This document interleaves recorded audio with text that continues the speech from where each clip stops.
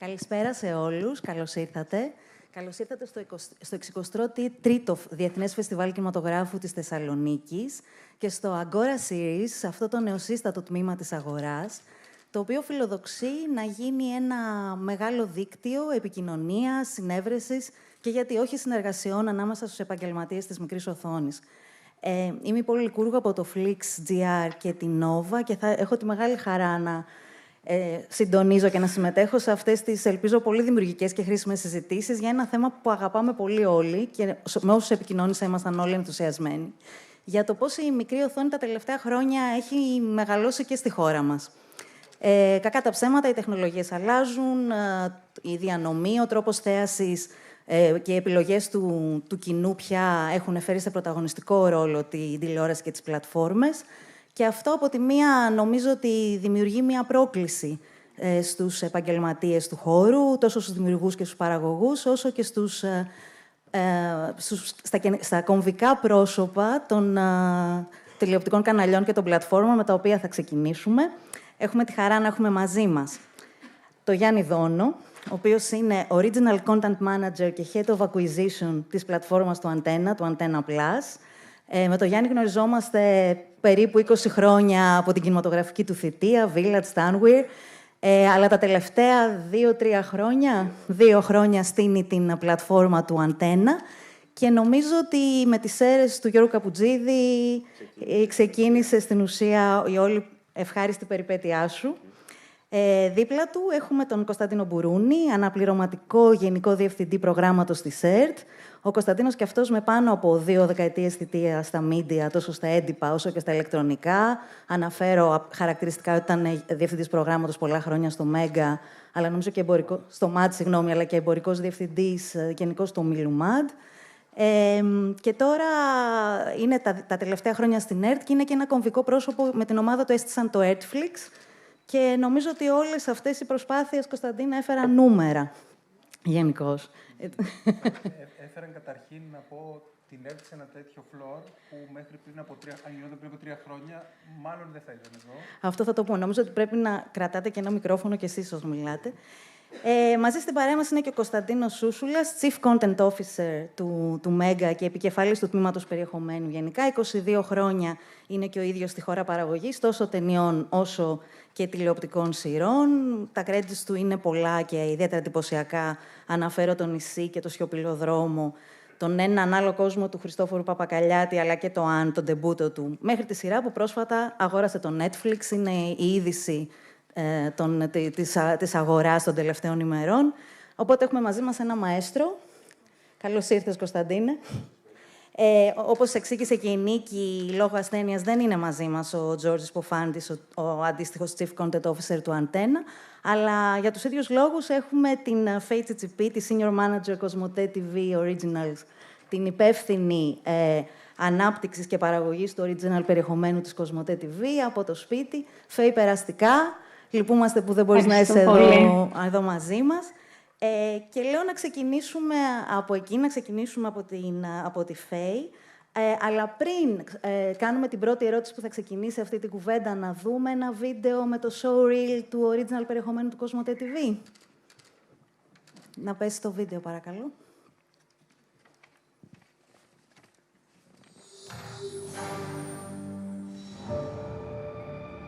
That there was the Big Bang. Something happens at the beginning, an explosion, and the world as we know it arises. Do you speak English? Of course. Ο ίδιος δράστης σε όλες τις δολοφονίες. Απλά χρειάζομαι λίγο χρόνο.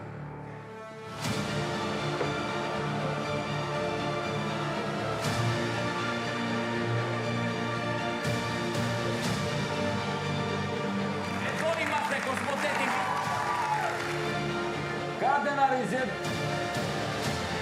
Παιδιά, δεν περάσουμε τέλειο.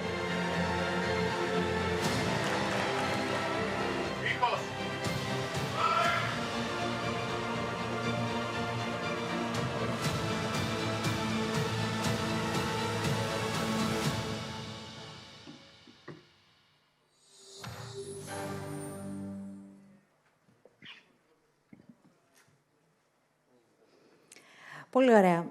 Φέη, η πρώτη ερώτηση που θα ήθελα να σου κάνω είναι όταν έρχεται μία ιδέα στο τραπέζι, όταν έρχεται ένας δημιουργός και θέλει να σου δώσει ένα treatment, να σου δώσει την ιδέα του, να σου δείξει ως ένα πιλωτικό επεισόδιο.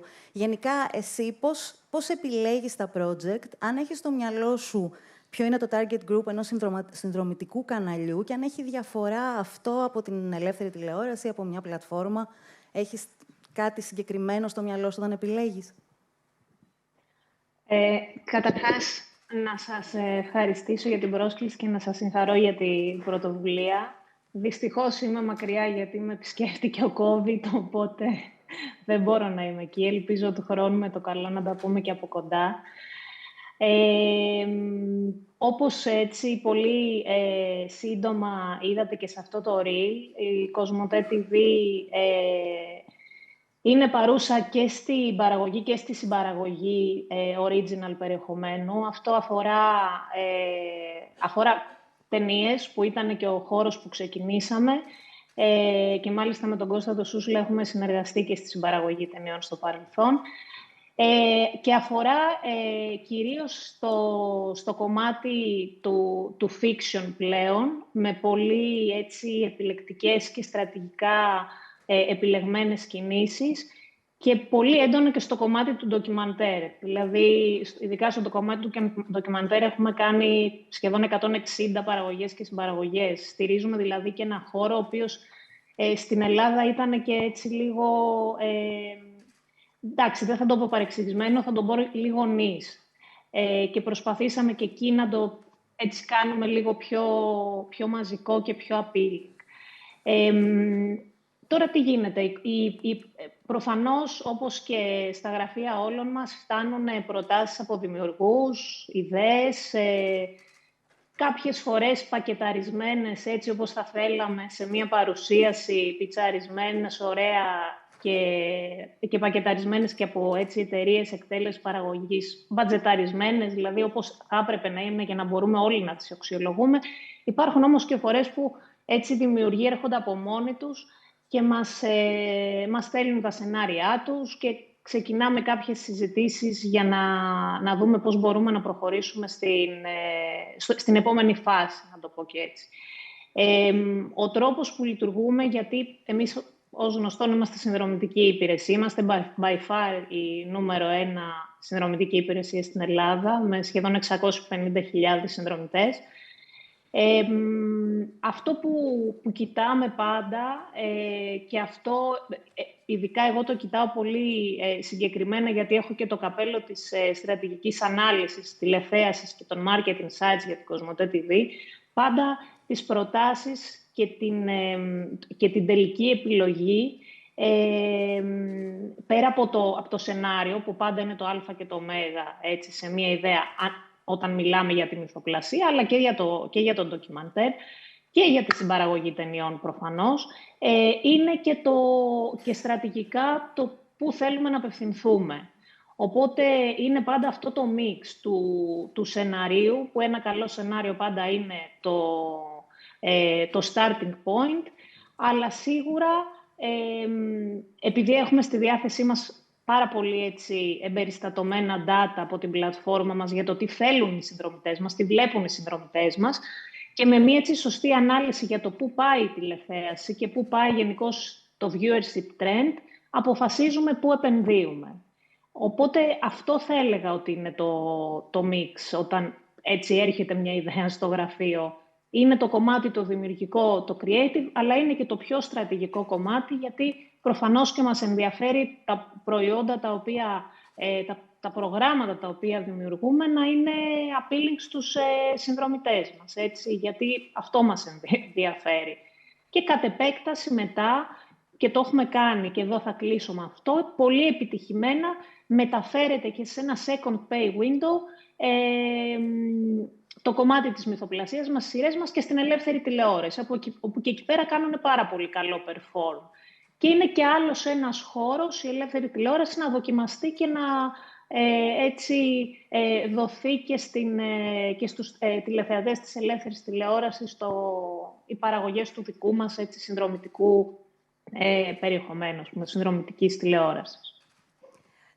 Ωραία. Αυτό που σκεφτόμουν κιόλας ετοιμάζοντας αυτή τη συζήτηση και τις ερωτήσεις είναι αυτό που έθιξε στο τέλος, ότι επειδή σε αυτή την αίθουσα ελπίζω και βλέπω ότι υπάρχουν και άνθρωποι από τις άλλες περιοχές της τηλεόρασης, δηλαδή υπάρχουν παραγωγοί, υπάρχουν δημιουργοί, οι οποίοι θέλουν να χτυπήσουν την πόρτα του ΟΤΕ, θέλουν να χτυπήσουν την πόρτα του Μέγκα, της ΕΡΤ, του Αντένα. Θα είναι ωραίο να ακούν περίπου τι ψάχνουμε, τι ζητάμε, πώς το θέλουμε. Αυτή τη στιγμή ανοίγει ένα κομμάτι της αγοράς που, αυτό που είπα και από την αρχή, θέλει να είναι ένα δίκτυο συνεργασίας. Δηλαδή να ανοίξουν πόρτες, να γνωριστούν άνθρωποι, να γίνει κάτι πιο δημιουργικό και μετά θα θέξουμε και το θέμα της εξωστρέφειας και προς τη διεθνή αγορά. Κώστα, υπάρχει διαφορά στη δική σου προσέγγιση επειδή εκπροσωπείς ένα ελεύθερο κανάλι? Έχεις πάντα στο μυαλό σου αυτό το άγχος των τηλεθεάσεων? Έχεις πάντα στο μυαλό σου το ότι βρισκόμαστε και απέναντι σε ένα ελληνικό κοινό που έχει ένα συγκεκριμένο προφίλ? Είναι ένα μεσογειακό κοινό, ένα συγκεκριμένο προφίλ. Δηλαδή, όταν έρχεται κάτι πολύ τολμηρό στο γραφείο σου, ας πούμε, σε προβληματίζει? Τα σκέφτεσαι όλα αυτά? Εννοείται ότι η τηλεθέαση μας αφορά άμεσα. Δεν θα πούμε ψέματα. Είμαστε ελεύθερα ιδιωτικά κανάλια και μας ενδιαφέρει πάρα πολύ.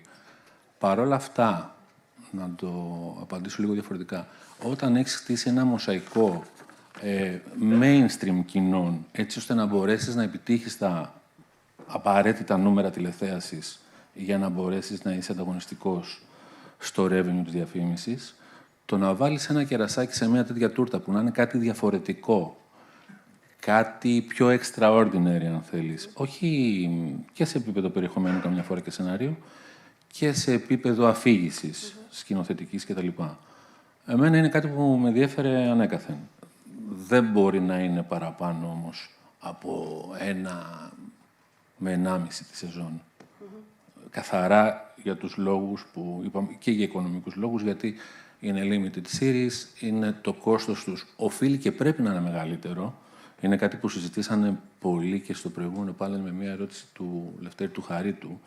Συμφωνώ απόλυτα με δεν θυμάμαι το όνομα του κυρίου, που είπε ότι δεν έχουν σημασία πολλές φορές τα λεφτά. Παρ' όλα αυτά, δεν μπορείς να αντιμετωπίσεις μια σειρά 9, 10, 12 επεισοδίων με τον ίδιο τρόπο που μπορεί να αντιμετωπίσεις μια άλλη σειρά περισσότερων επεισοδίων. Γενικά κάθε project χρειάζεται το χρόνο του για να μπορέσει να παραχθεί. Εννοείται ότι αρχή είναι πάντα το σενάριο. Ένα καλό σενάριο, μια καλή ιστορία είναι αυτό που όλοι ψάχνουμε. Αλλά πρέπει να δώσεις το χώρο, το χρήμα και το χρόνο στα limited series να παραχθούν σωστά. Και νομίζω ότι περιμένουμε και το Milky Way, εκτός από όλα τα άλλα που έχετε κάνει, το οποίο θα είναι ένα παράδειγμα τολμηρής τηλεόρασης. Ακριβώς. Εγώ θα τα λέω, Κώστα. Και το κομμάτι κεδράκι ήταν πιο τολμηρό. Φυσικά. Γιάννη μου, εσύ έχεις μια ιδιαίτερη θέση ανάμεσα σε όλους, γιατί διαλέγεις περιεχόμενο πλατφόρμας, η οποία πλατφόρμα, όπως την έχουμε στο κεφάλι μας, είναι κάτι πολύ διαφορετικό από το να είσαι programmer στον air, έτσι δεν είναι? Ναι, είναι τελείως διαφορετικό. Ήτανε πρόκληση για σένα αυτό, ή επίσης είναι και μια μεγάλη ανακούφιση, μια απελευθέρωση? Γίνονται τα πράγματα λίγο πιο ανεξάρτητα και τολμηρά εκεί? Γιατί λες, όποιος θέλει πατάει το play και βλέπει κάτι, ναι, το άλλο δεν είναι ακριβώς έτσι, αλλά ότι είναι ανακούφιση, είναι ανακούφιση. Δεν τρέχεις πίσω από το χρόνο, γιατί πρέπει να βγάλεις το πρόγραμμά σου τη συγκεκριμένη στιγμή. Και αυτή είναι και μεγάλη ιδιαιτερότητα που έχει, όπως είπε και η Φέη, που έχουν οι πλατφόρμες, δηλαδή οι συνδρομητικές υπηρεσίες, που δίνουν το χρόνο και το χώρο σε κάθε project να οριμάσει, να παραχθεί σωστά, δηλαδή να γίνει κανονικά η ανάπτυξή του, η προπαραγωγή του και η παραγωγή του, που όλα αυτά βέβαια μεταφράζονται σε χρήμα, οπότε εκεί είναι το πρόβλημα που πρέπει να λύσουμε. Αλλά δεν έχεις αυτό το άγχος. Πρέπει να έχεις ένα προγραμματισμό, γιατί πρέπει να υπηρετήσεις τη στρατηγική της πλατφόρμας σου, του προγράμματός σου, ότι κάθε τόσο πρέπει να βγάλεις ένα καινούριο original, γιατί τουλάχιστον στη δική μας περίπτωση αυτό είναι το unique sales point που έχουμε, ότι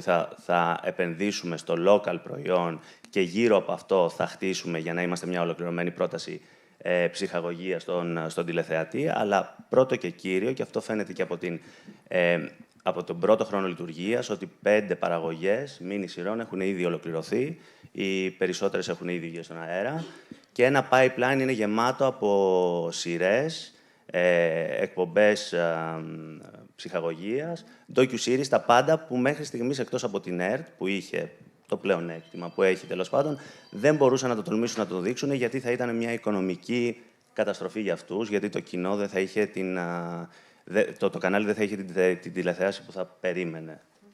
Και με τις σέρες του Γιώργου Καπουτζίδη που έκλεισε ένα διαφορετικό ραντεβού με το κοινό του. Γιατί είναι ένας δημιουργός που έχει αγαπηθεί πάρα πολύ με τις επιτυχημένες σειρές του. Ήταν ένα στοίχημα, δεν ήταν? Ήταν ένα μεγάλο στοίχημα, γιατί συνέπεσε ακριβώς με την έναρξη της λειτουργίας της πλατφόρμας. Οπότε υπήρχαν 2 πρεμιέρες, ας το πούμε. Η μία του Γιώργου να κάνει μία σειρά μίνι με πολύ ιδιαίτερο θέμα, που για πρώτη φορά τόσο πολύ θα το παρουσιάζαμε στο ελληνικό κοινό. Ήτανε στον πιο ασφαλή χώρο της πλατφόρμας, παρόλα αυτά ήταν μια πρόκληση για όλους. Οπότε ήταν κάτι, με τον Γιώργο είναι σαν να έχουμε μια σχέση πια και πρέσβη της πλατφόρμας και έχουμε μια συνεργασία έτσι κι αλλιώς που θα συνεχιστεί. Και χαρήκαμε πάρα πολύ που το αγκάλιασε ο κόσμος και ακόμη μέχρι σήμερα, όσες σειρές και να βγαίνουν και όλες και τις καινούριες πρεμιέρες που έχουμε από ξένες σειρές αποκλειστικές κτλ., οι σέρες είναι πάντα στις πρώτες θέσεις των views των τηλεθεατών. Ωραία. Κωνσταντίνε, θέλουμε να δούμε πού στέκεται η κρατική τηλεόραση ανάμεσα σε όλα αυτά, αλλά πριν να μας απαντήσεις, να δούμε και ένα δικό σας βίντεο με το δικό σας showreel.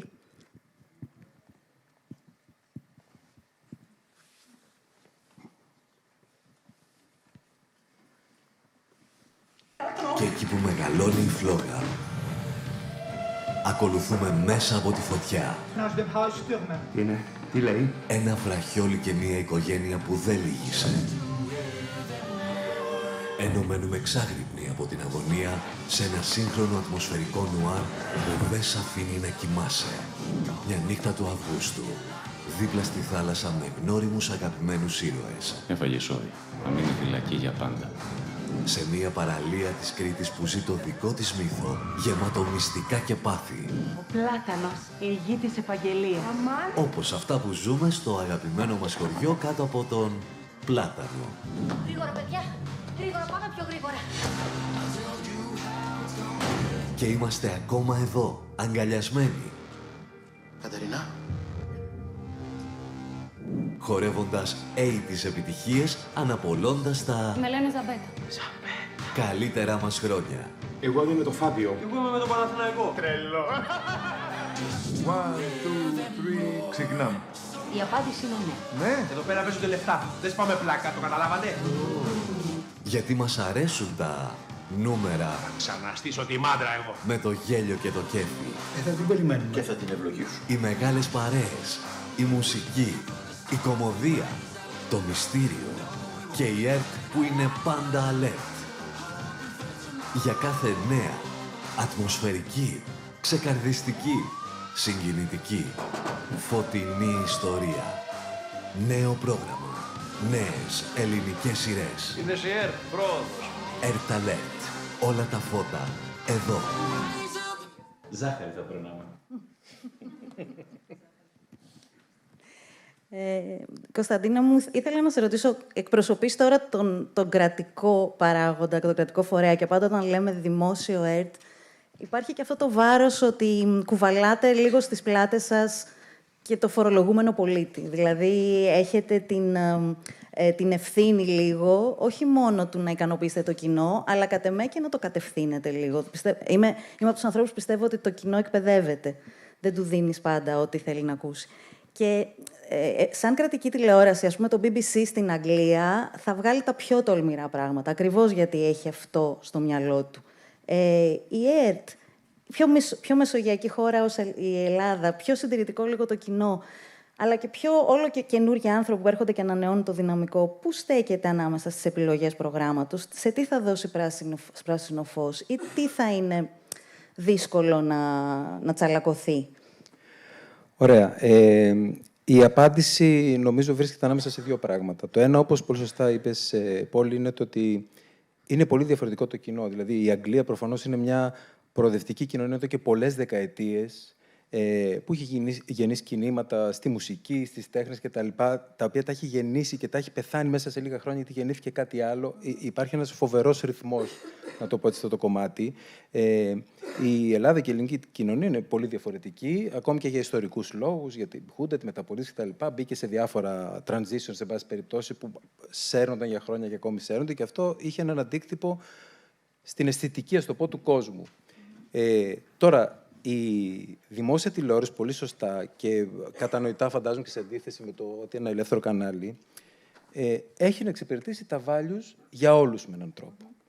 Δηλαδή, απευθύνεται μέσω της κεραίας της Αλίνερ μέχρι το τελευταίο χωριό, απευθύνεται μέσω του Airflix σε οποιονδήποτε έχει πρόσβαση στο διαδίκτυο. Αυτό σημαίνει ότι πρέπει κάπως να καλύψει όλες, ας πούμε, τις απαιτήσεις του κοινού, δίνοντας αυτό που θεωρεί πιο ποιοτικό πρόγραμμα, χωρίς να έχει στο νου της τα νούμερα της τηλεθέασης, αλλά όχι απεμπολίζοντας αλίμονο το πόσο μετράνε την απήχηση μια σειράς ή ενός ντοκιμαντέρ ή οτιδήποτε, αλλά ίσα-ίσα αισθανόμενοι και το βάρος για κάποια πράγματα, ότι θα πρέπει να αφήσει ένα library, αν θέλετε. Δηλαδή το ότι, για παράδειγμα, πέρυσι έκανε 3 short series από ελληνικά διηγήματα του Βυζίνου κλπ. Είναι πράγματα τα οποία δεν μπορείς να τα αποσπάσεις από μία δημόσια τηλεόραση, μόνο προς χάριν, ξέρω εγώ, του τι είναι το trend αυτή τη στιγμή στις σειρές, στη μυθοπλασία κτλ. Παρ' όλα αυτά, στον αντίποδο όμως να πω, και σε αυτό σίγουρα έχουν βοηθήσει πάρα πολύ οι πλατφόρμες. Και το COVID, που υποχρέωσε σε τόσο απότομα μεγάλη κατανάλωση περιεχομένου από όλους, σίγουρα έχουν κάνει, αν θες, για να γυρίσω σε αυτό που έλεγα στην αρχή, και την κοινωνία, την νεότερη κοινωνία περισσότερο, τους νέους δηλαδή, να πω, την κοινωνία, την έχουν κάνει πιο δεκτική στις προτάσεις και απαιτητική και σε χώρες προτάσεις.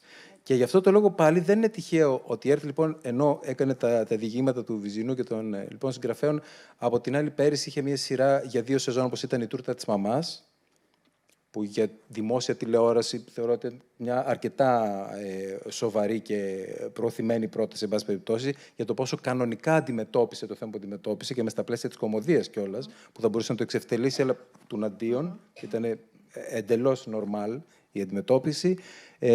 Ή όπως κάνει, ας πούμε, φέτος, για παράδειγμα, με αυτή τη σειρά μυστηρίου με τον Σπύρο Παπαδόπουλο, το «Κάνω τι κοιμάσαι», το οποίο μιλάει κατευθείαν για το revenge porn, για το bullying, με έναν τρόπο πολύ κανονικό. Άρα, λοιπόν, για να απαντήσω, κύριε Γρηγορό, θεωρώ ότι έχει πάντα και τα 2 καρπούζια κάτω από τις μασχάρες της η ΕΡΤ και προσπαθεί να ισορροπήσει, και θεωρώ ότι βρίσκεται σε ένα καλό δρόμο να αρχίσει να ισορροπεί, όπως λες, όπως μια δημόσια τηλεόραση που είναι το BBC, που όλοι το έχουμε έτσι σαν ένα μεγάλο, ας πούμε, παράδειγμα, το τι μπορεί να ζητήσει το κοινό και πώς να το εκπαιδεύσει κιόλας.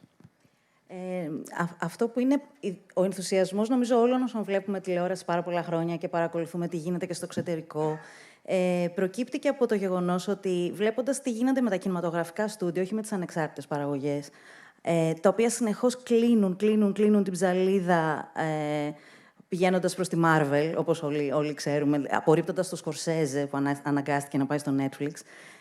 Και μετά τις πλατφόρμες ή την τηλεόραση μέσα από τα TV shows της να κάνουν πολύ πιο προκλητικές προτάσεις για το κοινό. Και στο δημιουργικό επίπεδο και στη θεματολογία τους. Και βλέποντας ότι και πάρα πολλοί Έλληνες κινηματογραφιστές και παραγωγοί έχουν στραφεί προς την τηλεόραση και την πλατφόρμα, αντί να κάνουν την επόμενη ταινία, δημιουργείται μια προσδοκία. Δημιουργείται ότι θα δούμε πάρα πολύ ωραία πράγματα και εσείς είσαστε στη θέση να τα επιλέγετε ή να τα απορρίπτετε, να εμπλουτίζετε το περιεχόμενό σας ή να μπαίνουν στο σιρτάρι. Και ήθελα να δω, είσαστε αρκετά alert προς την κινηματογραφική αγορά? Είμαστε και σε ένα κινηματογραφικό φεστιβάλ. Δηλαδή, αυτός είναι ένας νέος μικρομικάς που έχει φοβερό ενδιαφέρον και μας έφερε μία πρόταση. Ή ο Βασίλης Κεκάτος έχει έρθει και κάνει αυτό. Πώς ψάχνετε το επόμενο? Όποιος θέλει. Από εδώ και πέρα, και Φέη μου και εσύ, επειδή καταλαβαίνω ότι είναι λίγο δύσκολο να παρέμβεις, βάλε τις φωνές, κανονικά. Εντάξει. Όπως θέλει. Για μας από την αρχή ήταν στόχος αυτό το πράγμα, και επειδή προέρχομαι και κινηματογραφική αγορά, η πρώτη δουλειά που έγινε μέσα στην πλατφόρμα ήταν να πάρουμε τηλέφωνο τους δημιουργούς του κινηματογράφου και τους τηλεοπτικούς φυσικά, γιατί αυτό που πάντα πίστευα και το πιστεύω ακόμη είναι ότι αυτό που ονομάζουμε, που κάπως το ονομάζουμε και χαρακτηρίζουμε τηλεοπτικούς σκηνοθέτες, είναι το ίδιο πράγμα, απλά δεν τους δόθηκε η ευκαιρία να κάνουν κάτι, γιατί οι χρόνοι της ελεύθερης τηλεόρασης είναι τόσο πιεσμένοι που αναγκάζονται να κάνουν μια δουλειά πιο γρήγορα, σε πάρα πολύ πιεσμένες... Φυσικά, μην παρεξηγηθώ, υπάρχει άπλετο ταλέντο σε όλο το... Και το βλέπουμε αυτό. Οπότε εμείς από την αρχή και έχοντας πάντα πια, και είμαι πολύ χαρούμενος που γίνεται αυτό το section τώρα στο Φεστιβάλ της Θεσσαλονίκης, όπως και σε όλα τα μεγάλα διεθνή φεστιβάλ που το έχουν ανοίξει στις σειρές, οπότε πάντα υπάρχει μια δεξαμενή ταλέντων, και πολλοί από αυτούς είναι Έλληνες, που παρακολουθούν όλα αυτά τα φόρα, μπαίνουν σε διαγωνισμούς για σενάριο, κάνουν development των σεναρίων τους στο εξωτερικό. Οπότε ακολουθείς όλες αυτές τις τάσεις της χώρας σου και πάντα είσαι, και αυτός είναι σκοπός μας κιόλας, να δούμε, και είναι και μία διαδρομή προς την εξωστρέφεια, να βρίσκεις πια εκείνους τους συνεργάτες στο εξωτερικό που να μπορείς να κάνεις συμπαραγωγές. Γιατί εμείς λίγο το έχουμε παρεξηγήσει εδώ πέρα σαν χώρα, ότι ξέρεις, πρέπει το IP και καλά να το κρατήσουμε οπωσδήποτε και να μην μας φύγει ποτέ από τα χέρια μας. Οπότε νομίζω ότι αυτό αλλάζει σιγά-σιγά και αναγκαζόμαστε να το αλλάξουμε. Και πάντα τα νέα ταλέντα από το φεστιβάλ μικρού μήκους της δράμας ή από κάτι που μπορεί να έρθει στο γραφείο εντελώς σαν απευθείας πρόταση, χωρίς να έχει ακολουθήσει όλα τα βήματα που βάζουμε εμείς για την παρουσίαση μιας πρότασης, είμαστε εκεί για να το αξιολογήσουμε και να βρούμε τον επόμενο, όπως πολύ χαρακτηριστικά ανέφερες και τον Βασίλη και κάτω, ο οποίος έδωσε μια προτεραιότητα στη σειρά του και θα ακολουθήσει η ταινία του. Μπορώ να πω κι εγώ. Βεβαίως. Συμπτωματικά θα πω ότι εμείς, πέρα από το κομμάτι του film co-production, το οποίο είναι πολύ μεγάλη υπόθεση για μας και συνεχίζουμε πολύ έτσι στρατηγικά να το κάνουμε για να υποστηρίξουμε κιόλας και το film industry στην Ελλάδα. Δηλαδή, μέχρι στιγμής έχουμε κάνει 50 συμπαραγωγές σε ταινίες. Για εμάς επίσης το κομμάτι του original content production στη μυθοπλασία ξεκίνησε με το Σωτήρη Τσαφούλια, ο οποίος είχε κάνει μόνο ταινίες πριν. Οπότε ξεκινήσαμε κι εμείς να μπαίνουμε σε αυτό το χώρο της μυθοπλασίας με έναν άνθρωπο ο οποίος είχε κάνει δουλειές μόνο στον κινηματογράφο στο παρελθόν. Και παράλληλα, για να θα συμφωνήσω και σε αυτό που είπε ο Γιάννης και ανέφερε πριν λίγο, εμείς όντως από την πλευρά μας είμαστε και πιο ανοιχτοί γενικότερα σε 360 συνεργασίες. Και ένα πολύ χαρακτηριστικό παράδειγμα για μας είναι η συμπαραγωγή που κάναμε για το Apple TV+, για τη σειρά το Τεχράν, όπου είμαστε εκεί συμπαραγωγή και είναι ένα περιεχόμενο το οποίο στην πραγματικότητα δεν παίζεται στη δική μας πλατφόρμα. Δηλαδή δεν έχουμε τα δικαιώματα προβολής. Έχουμε όμως επιλέξει να έχουμε και εκεί μία παρουσία και ένα μοντέλο συνεργασίας, όπου επενδύουμε σε μία σειρά η οποία προβάλλεται στο Apple TV+, τα γυρίσματα της οποίας όμως, παρέα με την Blonde και τη Φένια την Κοσοβίτσα, έγιναν εξ ολοκλήρου στην Ελλάδα. Οπότε και εκεί στηρίξαμε με κάποιο τρόπο και την ελληνική παραγωγή στην Ελλάδα, αλλά κάναμε και εμείς ένα άνοιγμα για την παρουσία μας στο εξωτερικό σε μία πολύ μεγάλη συνδρομητική πλατφόρμα όπως είναι το Apple TV+, χωρίς να έχουμε τα δικαιώματα προβολής του περιεχομένου στο οποίο είμαστε συμπαραγωγή στην Ελλάδα. Οπότε θέλω να πω ότι βρισκόμαστε νομίζω σε μια φάση που επειδή όλα γύρω μας αλλάζουν και σίγουρα και ο τρόπος θέασης αλλάζει και οι συνήθειες του τηλεθεατή ή οι συνδρομητή αλλάζουν, νομίζω ότι και εμείς θα κληθούμε και όσοι δεν έχουν κληθεί θα κληθούν πολύ περισσότερο στο μέλλον να σκεφτούν λίγο πιο ολιστικά και λίγο πιο ανοιχτά ακόμα και σε πιθανές συνεργασίες που μπορεί ακόμα και το περιεχόμενο αυτό να μην το προβάλλει στη χώρα. Δηλαδή θέλω να πω όλα είναι θέμα συμφωνίας τελικά και συνεργασίας για μένα. Τουλάχιστον για εμάς που είμαστε ξαναλέω, μια συνδρομητική πλατφόρμα, έτσι. Σκεφτόμαστε όμως πια πολύ πιο 360 και πολύ πιο ολιστικά όσον αφορά στο κομμάτι της παραγωγής και της συμπαραγωγής. Συγγνώμη, το Τεχράν δεν θα το προβάλλετε ποτέ στον ΟΤΕ. Αυτό δεν κατάλαβα. Το Τεχράν μέχρι στιγμής δεν προβάλλεται σε εμάς. Κάποια στιγμή θα έρθει ένα παράθυρο όμως. Κάποια στιγμή μπορεί να έρθει ένα παράθυρο στο μέλλον, ναι, αλλά προς το παρόν δεν είναι εγώ είμαι υπέρ της ολιστικής και του 360, αλλά το να μπω στον παραγωγός κάπου και να μην έχω ούτε ένα παράθυρο να προβάλλω, κατάλαβες. Ναι, έχεις ξυστεί. Εκεί, Κώστα μου, είναι ένα μοντέλο συνεργασίας που έχεις ένα άλλο return on investment, να το πω και έτσι. Ναι, οκ. Είναι σίγουρο αυτό. Είναι σίγουρο. Και είναι και ένας τρόπος για να ξεκινήσεις και εσύ να είσαι λίγο πιο εξωστρεφής και να μάθουν και οι πλατφόρμες και οι παραγωγοί στο εξωτερικό ότι είσαι διατεθειμένος να κάνεις τέτοιες δουλειές. Και εντάξει, το ένα φέρνει το άλλο. Θέλω να πω ότι το Τεχράν είναι ένα παράδειγμα μιας τέτοιας συμφωνίας. Μπορεί, αν κάνουμε με μια άλλη πλατφόρμα κάτι στο μέλλον, να μην είναι αυτή η όρη συνεργασίας. Θέλω να πω, όλα πλέον αλλάζουν και είναι σε ένα δυναμικό, βρισκόμαστε σε ένα δυναμικό, νομίζω, τηλεοπτικά κόσμο που ο καθένας θα πρέπει να δει, και ανάλογα βέβαια και με τα budget του, έτσι, γιατί όλοι μας έχουμε πολύ συγκεκριμένο budget και φαντάζομαι ότι ο καθένας σίγουρα πρέπει στρατηγικά να είναι τοποθετημένος με τον τρόπο που έχει νόημα και για το έσοδό του, έτσι, και για το έσοδό του, το οποίο μπορεί να είναι είτε στις συνδρομητικές πλατφόρμες, είναι από το φύ του συνδρομητή μας στο μηνύα, στην ελεύθερη τηλεόραση είναι από το advertising revenue. Δηλαδή, θέλω να πω, it depends. Είναι θέμα και στρατηγική στο τέλος της ημέρας. Ναι, έτσι ακριβώς.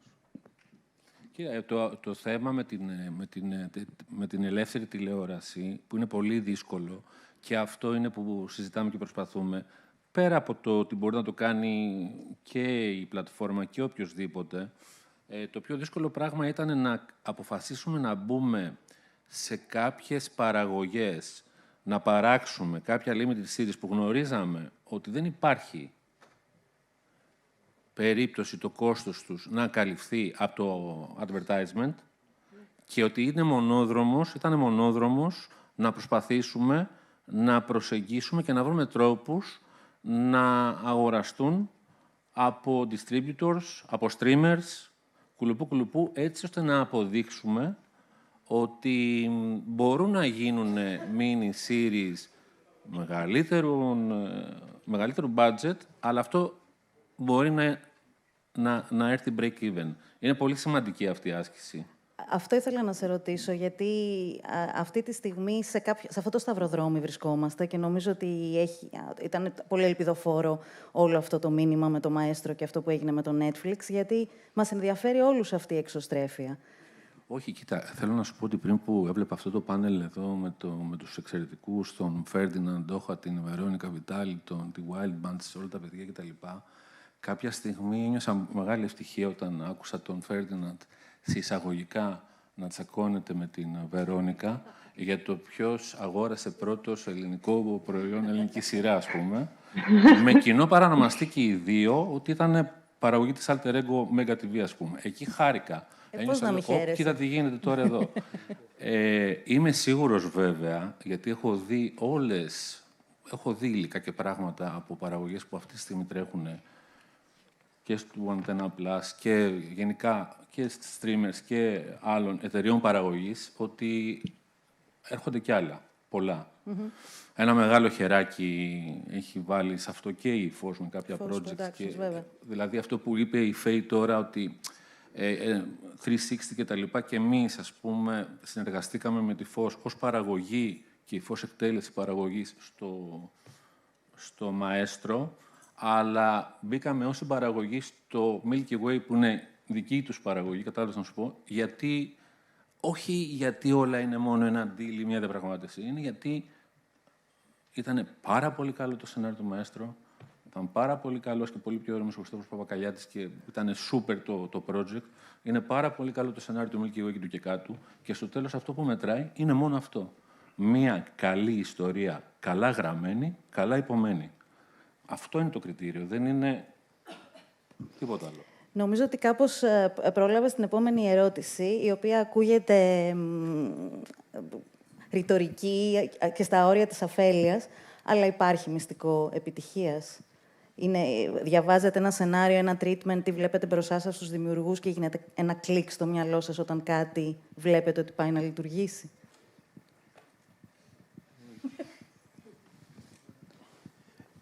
Προφανώς η απάντηση είναι ότι δεν υπάρχει μυστικό επιτυχίες. Δεν θα λέει κανείς ότι είναι παιδιά. Αυτό είναι το κάναμε όλοι. Έτσι. Σωστά. From day one.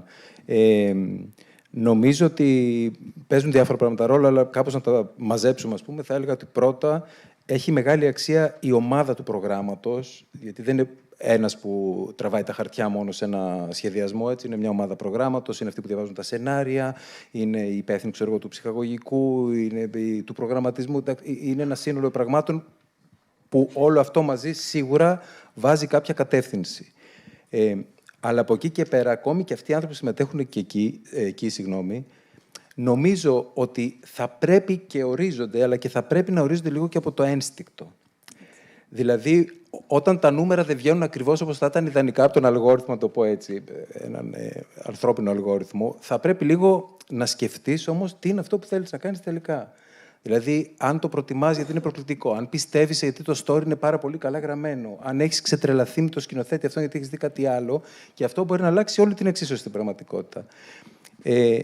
Αυτό νομίζω που επίσης που βοηθάει πάρα πολύ, και επειδή βρισκόμαστε σε αυτό το σταυροδρόμιο, όπως είπες, είναι η εμπιστοσύνη στις εταιρείες παραγωγής.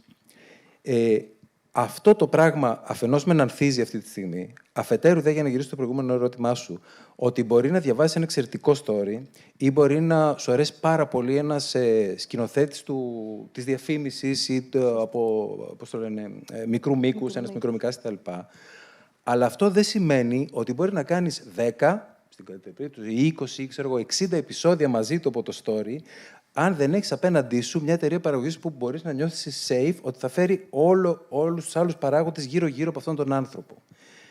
Και εκτός από την εταιρεία παραγωγής, λίγο πιο, και θα ολοκληρώσω έτσι αυτή την τοποθέτηση, λίγο πιο σημαντικό είναι για κάθε σειρά την εμπιστοσύνη που νιώθεις όχι μόνο για την εταιρεία σαν brand name, αλλά και για τον showrunner. Αυτό το αναφέρανε σε ένα προηγούμενο πάνελ και το θεωρώ φοβερά σημαντικό. Δηλαδή, πιστεύω ότι σε άλλη σειρά showrunner είναι ο σεναριογράφος, ο storyteller. Γιατί ξέρει ακριβώς τι θέλει να πει, οπότε θα πάει και στο γύρισμα, μπορεί να πειράξει τα φώτα, μπορεί να πειράξει τον ντεκόρ, μπορεί να πειράξει τους ηθοποιούς. Σε άλλη περίπτωση μπορεί να είναι ο σκηνοθέτης, που ενώ έχει διαβάσει την ιστορία, έχει όμως μια οπτική εικόνα. Σε ιδανικές περιπτώσεις μπορεί να γράφει και να σκηνοθετεί ο ίδιος. Οπότε αυτό ευκολύνει λίγο τα πράγματα. Έτσι. Αλλά αυτός ο άνθρωπος είναι ο άνθρωπος με τον οποίο μπορεί και ο broadcaster να αισθάνεται μεγάλη ασφάλεια για αυτό που σχεδιάζει και αυτό που θα πάρει πίσω. Και είναι και λίγο ειρωνικό που στην Αμερική showrunner είναι πάντως σεναριογράφος και οι σκηνοθέτες αλλάζουν ένα επεισόδιο.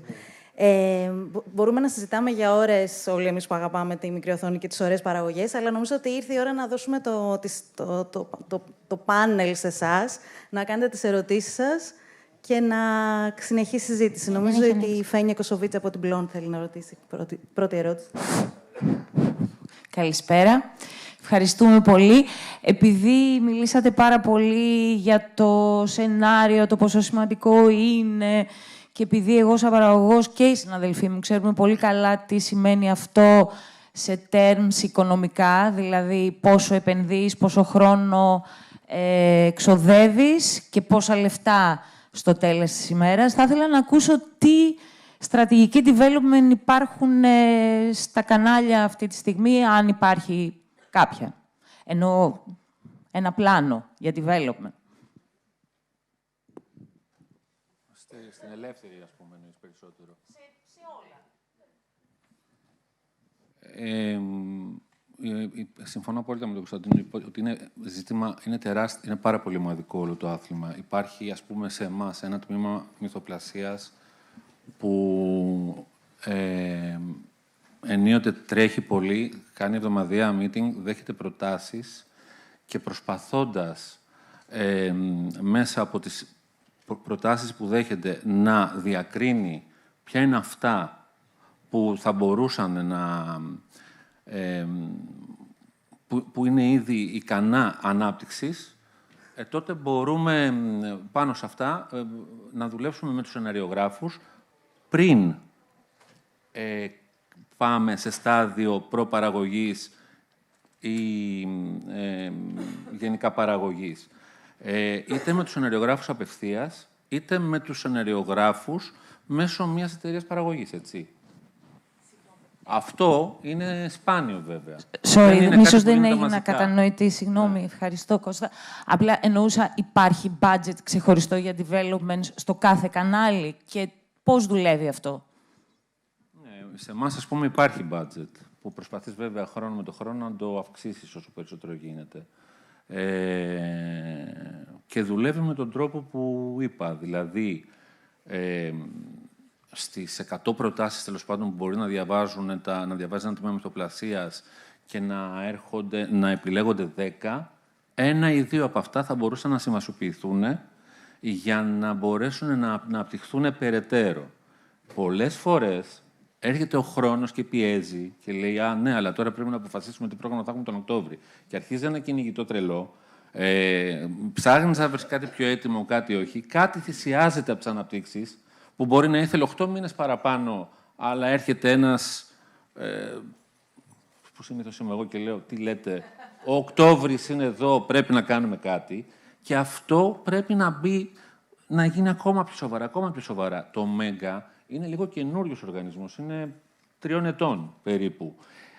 Ενώ το καινούριο Μέγκα υπό την έννοια του, έτσι, δεν εννοώ μια ομάδα ανθρώπων που ξεκίνησε και πρέπει να αρχίζει να αναπτύσσει, γιατί αυτό θέλει ένα rolling συνεχώς. Δηλαδή, μπαίνουν στα συρτάρια, ξαναβγαίνουν κτλ. Υπάρχει budget, δεν επολέγονται πάρα πολλά project για ανάπτυξη στην παρούσα.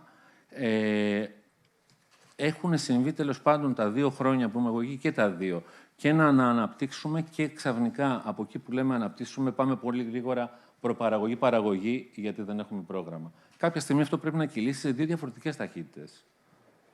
Να αναπτύσσονται συνεχώς πράγματα και κάποια πράγματα να παράγονται.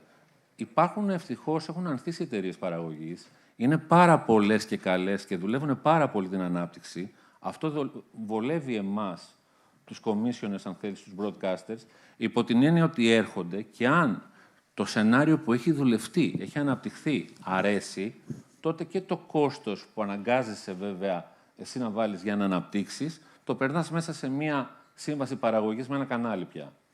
Ωραία. Απλά να πω ότι για εμάς τους παραγωγούς κάνουμε development πάρα πολλά χρόνια, δίνουμε λεφτά και γνωρίζουμε, είναι γνώση μας, ότι αυτά κάποια στιγμή μπορούν να πάνε στα σκουπίδια. Γιατί μπορεί να βγω εκεί έξω και ξέρεις, να μην το θέλει κανείς τελικά αυτό.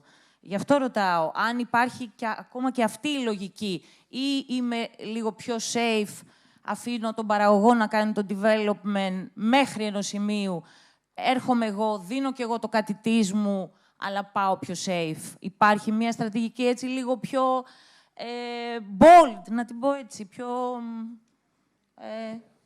τολμηρή, συγγνώμη. Ναι. Bold and beautiful. Σίγουρα. Από την άλλη, ξέρεις, είναι λίγο αυτό που ρωτάς, είναι λίγο και εσύ σαν παραγωγός, που μπορεί να σου έρθουν 20-30 ιδέες σεναριογράφων, είναι κάπου στη μέση όλα. Δηλαδή, σε κάποια θα επενδύσεις, σε κάποια άλλα όχι, σε κάποια θα πας πιο γρήγορα, σε κάποια πιο αργά, προσπαθώντας να διακρίνεις ποιο είναι το διαμαντάκι μέσα σε όλα αυτά. Έτσι δεν είναι? Ακριβώς ο ίδιος είναι και ο τρόπος αντιμετώπισης ο δικός μας, ας πούμε. Αν μπορούσες να χρηματοδοτήσεις όλες τις ιδέες που σου έρχονται ή το 50% αυτών, τότε το budget ανάπτυξης θα ήταν πολύ μεγάλο και κάποιος πάνω από μένα θα το κόβε. Είμαι πολύ ειλικρινής μαζί σου. Άρα κοιτάμε με αυτά που έχουμε να κάνουμε ό,τι καλύτερο μπορούμε, έτσι ώστε να επιλέξουμε το διαμαντάκι μέσα από όλα αυτά που φτάνουν σε ένα τμήμα μυθοπλασίας, που κάθονται και διαβάζουν και προσπαθούν να επιλέξουν, κατάλαβες. Είναι δύσκολο αυτό, αλλά έτσι γίνεται. Δηλαδή, από τη δική μου εμπειρία τώρα, εμείς δεν έχουμε αναπτύξει πάνω από 2-3 projects per season, να σου πω έτσι. Και μπορεί να λέω και πολλά. Ξέρω όμως εταιρείες παραγωγής και συναδέλφους που έχουν αναπτύξει πολύ περισσότερο, γνωρίζω ότι μπορεί να πάει και στο κουβά, όπως είπες, αυτή η επένδυση. Νομίζω ότι αυτό ήθελε να πει η Φένια, ότι της ξαναρίχνει τον μπαλάκι πίσω για το σενάριο.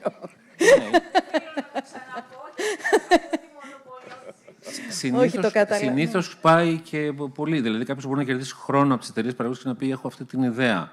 Μου έχουν στείλει μία σύνοψη. Πώς σου φαίνεται να βάλω να γράψουν ένα σενάριο? Γίνονται αυτά συνεχώς. Εσύ, άμα δεν σ' αρέσει η ιδέα, λες: βάλε, αλλά εγώ δεν μπορώ να το, γιατί δεν είμαι σίγουρος στο να δει σενάριο. Και πάει λέγοντας. Τώρα την ξέρουμε την. Εντάξει, δέσμευση δεν νομίζω ότι μπορεί να υπάρχει έτσι κι αλλιώς, αλλά νομίζω ότι είναι ένα ωραίο point να το κρατήσουμε, ότι σε ένα ιδανικό μελλοντικό κόσμο παράλληλα θα τρέχουν και ομάδες μέσα από τα κανάλια τα οποία θα χρηματοδοτούν τα σενάρια και θα βοηθούν το δημιουργό και τον παραγωγό να τα χτενίσει τόσο ώστε να γίνει αυτό που λέτε, ότι εν αρχήν είναι ο λόγος και το σενάριο. Ωραία. Θα ήθελα ένα σύντομο σχόλιο από όλους και από σένα, Φέη μου, που δεν σε ξεχνάμε ποτέ, για το πού θα ονειρευόσασταν εσείς να έχει φτάσει η τηλεόραση, το τηλεοπτικό τοπίο, στο πούμε, η πλατφόρμα μέσα σε 5 χρόνια, ας πούμε.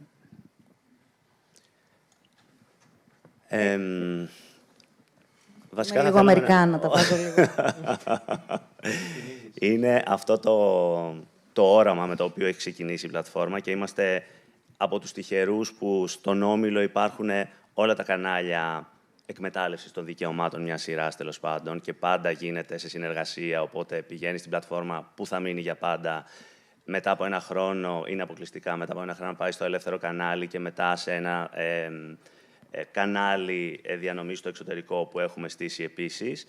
Αυτό λοιπόν που θέλουμε είναι να πραγματοποιηθεί αυτό το όραμά μας, να κάνουμε όσο περισσότερες ελληνικές παραγωγές, γιατί οι 5 οι πρώτες θα γίνουν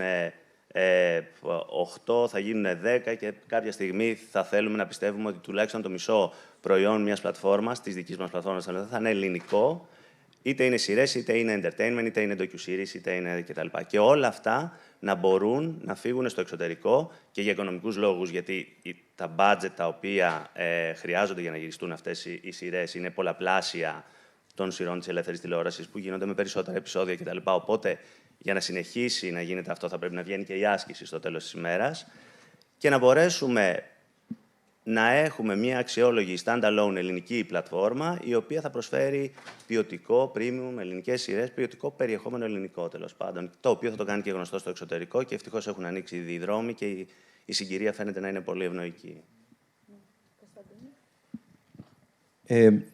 Και εγώ είμαι αισιόδοξος όσον αφορά το εξωτερικό. Και θα το πω λίγο καλύπτοντας και την ερώτηση που σου έγινε πριν, Κώστα, σε σχέση με το ποια είναι τα budget, το development ή πόσο θα σταθούν και οι broadcasters, ας πούμε, δίπλα στο το πράγμα. Και θα πω ότι καλώς ή κακώς, παιδιά, τα κουκιά που λένε είναι μετρημένα. Είναι 7,5 εκατομμύρια άνθρωποι, δεν είναι 10 εκατομμύρια που βλέπουν τηλεόραση. Αν βγάλεις τους others έξω που δεν βλέπουν γραμμική τηλεόραση, εκεί δηλαδή που παίζει διαφήμιση, σου μένουν 5 εκατομμύρια και εκεί μοιράζεται η πίτα ενός συγκεκριμένου διαφημιστικού κονδυλίου κάθε χρόνο. Έχεις απόλυτο δίκιο. Πρόσεχε, λοιπόν, να απαντήσω λοιπόν σε αυτό, αλλά και να πω ταυτόχρονα και πού βλέπω λοιπόν τα 5 χρόνια μετά. Βλέπω ότι δεν θα συνεχίσουμε να έχουμε 43 σειρές, είναι προφανές. Δηλαδή το καταλαβαίνουμε όλοι σε αυτή την αίθουσα. Δεν υπάρχει περίπτωση να συνεχίσουμε με 43 σειρές. Δεν μπορεί να καταναλώσει αυτό το κοινό από τις 7 ως τις 12, γιατί εκεί παίζουν αυτές τις σειρές έτσι κάθε μέρα. 43 σειρές είναι απόλυτο λογικό. Τις ενέκριναν, θα σου πω γιατί. Γιατί, όπως είπε πριν και ο Κώστας πολύ σωστά, τα κανάλια προσπαθούν να ικανοποιήσουν το κοινό ακολουθώντας τάσεις. Πριν 5 χρόνια η τάση μπορεί να ήταν το reality, θα κάναμε την ίδια συζήτηση και θα λέγαμε χαθήκανε τα λεφτά σε τόσα reality, δεν έχουμε κάνει καθόλου μυθοπλασία. Αν άρχισε ο κινηματογράφος για κάποιο λόγο, θα λέγαμε ότι όλα τα λεφτά έχουν πάει στον κινηματογράφο, κανείς δεν μεταφέρει ένα βιβλίο σε ένα mini series. Δεν νομίζω ότι υπάρχει ένας ορθός κανόνας που να απαντάει είτε σε αυτό που ρωτάς, είτε σε αυτό που πρόκειται να συμβεί στην τηλεόραση στο μέλλον. Η ελπίδα λοιπόν είναι, γιατί για να ξανά σε αυτό που λέω, αφού τα κουκιά είναι μετρημένα, η ελπίδα λοιπόν είναι όντως στο εξωτερικό. Το Casa de Papel δεν είναι καλό παράδειγμα, γιατί το είπε ένας ομιλητής στο προηγούμενο πάνελ, ότι η ισπανική γλώσσα όντως είναι family πληθυσμιακά της αγγλικής γλώσσας, οπότε OK, it works. Αλλά απ' την άλλη βλέπεις τα σκανδιναβικά. Όταν κατορθώσει το production value να πει ένα story, που μπορεί να είναι σε ένα χωριό έξω από την καρδίτσα, δεν έχει σημασία, αλλά όταν κατορθώσει να πει αυτό το story με έναν τρόπο που δεν έχει ξαναδεί, αυτό πιστεύω ότι θα περάσει έξω. Και εκεί είναι η ευκαιρία, για αυτό που συμβαίνει σήμερα, για αυτόν τον αναβρασμό όλο που λες με τις 43 σειρές, να καθίσουμε λίγο να κάνουμε focus. Είτε εταιρείες παραγωγής, είτε οι broadcaster, είτε οι άνθρωποι που γράφουν, στο πώς θα πούμε αυτή την ιστορία που θα πιάσει έξω. Αυτή είναι εμένα η γνώμη μου. Σε 5 χρόνια, εγώ πιστεύω ότι στην τηλεόραση, 5 με 8 χρόνια, θα υπάρχει ενημέρωση, πολύ ζωντανή ψυχαγωγία, κάποιες τυπολογίες σειρών, οι οποίες θα είναι περισσότερων επεισοδίων και όλο τα ζαν των limited series και τα λοιπά θα έχουν μεταφερθεί τελείως στις εταιρείες παραγωγής, σαν δύναμη, που θα είναι πλέον παραγωγή, και στις πλατφόρμες στους streamers, με pre-sales και τα λοιπά. Εκεί βλέπω το μέλλον σε μια 8ετία, μην πω 5ετία τώρα. Ωραία. Είναι κρίμα που δεν μπορούμε να πάρουμε όλες τις ερωτήσεις και να συνεχιστεί η συζήτηση. Θέλει κάτι να πει η Φέη, γι' αυτό μου δείχνετε το... Ναι, εγώ θα πω πολύ σύντομα για Ελίνα μας, μου, μετά την Φέη. Ναι. Ότι εμείς σίγουρα στρατηγικά θα συνεχίσουμε να επενδύουμε στο κομμάτι του production και του co-production. Το έχουμε αυτό έτσι αποφασίσει και στο fiction και στο documentary και στο film, στις ταινίες. Εγώ θα πω λίγο ότι ακούω όλη αυτή την κουβέντα για το εξωτερικό και για την πώληση περιεχομένου στο εξωτερικό κτλ. Εγώ εδώ και περίπου 1-2 χρόνια μιλάω και με πλατφόρμες streaming στο εξωτερικό και με distributors. Δεν είμαι πάρα πολύ αισιόδοξη για το πόσο εύκολα μπορεί να ταξιδέψει ένα ελληνικό περιεχόμενο στο εξωτερικό. Και αν μπορεί να ταξιδέψει, οι όροι είναι, δεν θα πω κατά ημών, ούτε, σίγουρα δεν είναι υπέρ ημών. Θέλω να πω ότι είναι τόσο μεγάλος ο ανταγωνισμός αυτή τη στιγμή και όλες αυτές οι εταιρείες δέχονται άπειρες προτάσεις περιεχομένου, που για να μπορέσει ουσιαστικά να ανοίξει αυτή η συζήτηση και να μπορέσουμε να εξάγουμε, να το πω έτσι, ελληνικό περιεχόμενο στο εξωτερικό, θα πρέπει και το production value, όπως αναφέρθηκε και από τους συναδέλφους νωρίτερα, να είναι πολύ ψηλό. Αλλά νομίζω ότι είναι πολύ και θέμα timing και γενικότερης έτσι κατάστασης στο πώς πάει το πράγμα παγκοσμίως. Η Ελλάδα είναι μια πάρα πολύ μικρή αγορά. Υπάρχουν βέβαια και άλλες πολύ μικρές αγορές που κατάφεραν το περιεχόμενό τους να το εξάγουν, να το πω έτσι.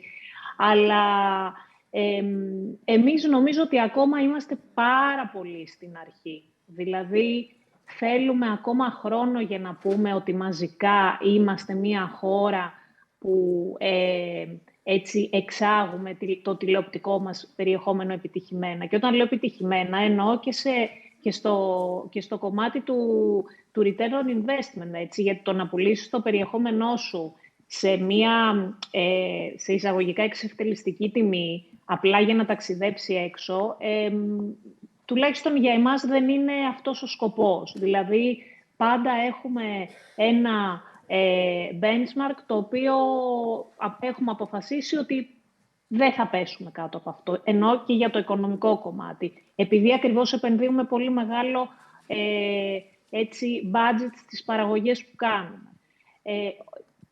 Και on top, αν μιλάμε και για την επόμενη 5ετία ή για τα επόμενα 5 ή 8 χρόνια, όπως ανέφερε και ο Κώστας, εγώ θεωρώ ότι ίσως ακόμα δεν ξέρουμε τίποτα για το πώς θα είναι και τηλεοπτικά οι συνήθειες. Τα τελευταία χρόνια και με το COVID άλλαξαν εξαιρετικά τα πράγματα. Κανείς μας δεν περίμενε όλη αυτή τη στροφή προς το streaming και τις πλατφόρμες. Κανείς μας δεν μπορούσε να περιμένει ότι οι άνθρωποι ηλικίας 60 χρονών θα ξέρουν τι σημαίνει Netflix.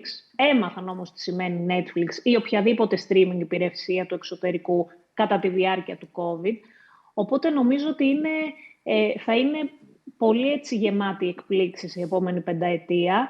Και αυτό που σίγουρα πρέπει να κάνουμε εμείς από την πλευρά μας στο κομμάτι της παραγωγής και της επένδυσης στο περιεχόμενο είναι να στηρίζουμε την παραγωγή ελληνικού περιεχομένου. Καλού ελληνικού περιεχομένου με υψηλό production value και συνεργαζόμενοι πάντα με εταιρείες παραγωγής που μπορούν να το δώσουν αυτό. Γιατί και αυτό είναι πάρα πολύ σημαντικό. Αναφέρθηκε επίσης πριν. Οι συνεργάτες που θα δουλεύεις να μπορούν να εγγυηθούν ένα πλαίσιο παράδοσης τελικού αποτελέσματος που να είναι σε ένα επίπεδο που και εσένα να σου κάνει, αλλά και στον τηλεθεατή σου να κάνει και κυρίως να έχει και το potential να κάνει και σε τηλεθεατές του εξωτερικού, οι οποίοι έχουν πολύ μεγάλη έκθεση και σύγκριση πλέον σε αυτό που βλέπουν. Πλέον και οι Έλληνες το έχουν έτσι, δηλαδή και ο Έλληνας τηλεθεατής έχει τέτοιο exposure στο καλό ξένο περιεχόμενο που πλέον συγκρίνει και μπορεί να δει τις διαφορές. Έτσι. Πάντως, Φέη μου, δεν ξέρω αν τους βλέπεις. Εδώ τους βλέπω πολύ χαρούμενους και το Μέγκα και τη Φως για εξευτελιστική τιμή. Μάλλον κάτι παραπάνω πήραν. Όχι, δεν λέω εγώ λέω γενικά ότι δεν μιλάω για... Εγώ νομίζω ότι έχει φτάσει πολύ κοντά έτσι κι αλλιώς το επίπεδο παραγωγής. Δηλαδή, δεν μπορώ να πιστεύω. Ο διαχωρισμός τηλεόραση-κινηματογράφος για μένα δεν υφίσταται πλέον, γιατί είναι τελείως τεχνικό. Είναι πάρα πολύ κοντά ο τρόπος που γυρίζονται οι ταινίες. Θα μπορούσε να είναι πολύ, πολύ κοντά με τον τρόπο που γυρίζονται οι περισσότερες σειρές, για να μην λέω... Υπάρχουν σειρές όμως που έχουν γυριστεί καθαρά με κινηματογραφικούς όρους. Άρα, αν τα βγάλεις όλα αυτά στην άκρη, αν βγάλεις στην άκρη τα χρηματοοικονομικά, αν βγάλεις στην άκρη ό,τι πρέπει να φανταστείς για το πώς είναι το business κτλ. Το μόνο που αρκεί είναι μία καλή ιστορία, καλά γραμμένη και πολύ καλά υπομένη σκηνοθετικά κτλ. Δηλαδή, εκεί καταλήγω πάντα, ας πούμε, και βλέποντας, μπαίνοντας μέσα στο Netflix, που διαβάζω τις περιλήψεις, κατάλαβες. Βέβαια, είναι ένα σούπερ μάρκετ που έχει χιλιάδες πράγματα για όλους. Παρ' όλα αυτά δεν είναι όλα καλά. Όχι, δεν είναι όλα καλά. Θα σας σταματήσω, γιατί αλλιώς θα πέσει από το δωμάτιο με θέα η Νίκη Ξένου που με κοιτάει. Μισό λεπτό, Ελίνα, τότε για να σε ακούει και η Φέη, γιατί χωρίς μικρόφωνο δεν ακούγεσαι. Απλά αυτό και να μην σχολιάσουμε Καμία ερώτηση, μόνο ένα κάλεσμα. Ελίνα Ψίκου λέγομαι, για όποιον δεν με γνωρίζει, είμαι σκηνοθέτης. Και είμαι πάρα πολύ χαρούμενη που είμαστε εδώ, σε αυτή την ιστορική αίθουσα που έχουμε όλοι παρακολουθήσει τρομερές ταινίες και τρομερά αφιερώματα και που φέρει το όνομα αυτού του εμβληματικού για το σινεμά ανθρώπου. Και θέλω να σας καλέσω, όπως το Φεστιβάλ Κινηματογράφου κάνει εδώ μια συζήτηση για την τηλεόραση, και όλοι εσείς που είστε από την τηλεόραση, να ανοίξετε τη συζήτηση για τον κινηματογράφο. Πολύ ωραία, Κώστα Σούσουλα, είπες ότι δεν υπάρχουν όρια.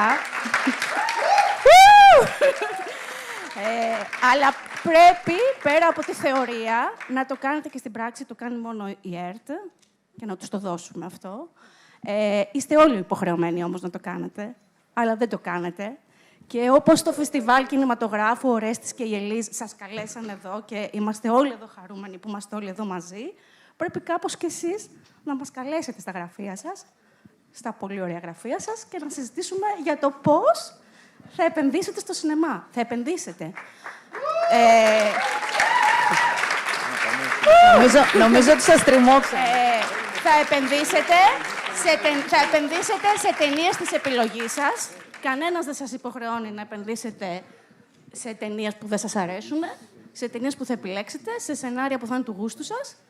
Και όπως ο Βασίλης ξεκίνησε από το σινεμά και κάνει τηλεόραση, όπως ο Χριστόφορος ξεκίνησε από την τηλεόραση και κάνει και σινεμά, και όπως πολύ συχνά λέμε για μια σειρά ότι είναι κινηματογραφική, άρα κάτι δίνουμε στο σινεμά. Γεια σου, Χριστόφορε. Πρέπει κάπως, γιατί κάνουμε με πολύ δυσκολία τις ταινίες και σας χρειαζόμαστε. Και βλέπουμε τόσες ευρωπαϊκές ταινίες να έχουν τόσα κανάλια στους τέλους και βλέπουμε μόνο την ΕΡΤ στις ελληνικές ταινίες. Αυτό, τίποτα, συγγνώμη. Ευχαριστώ πάρα πολύ την Νίκη και την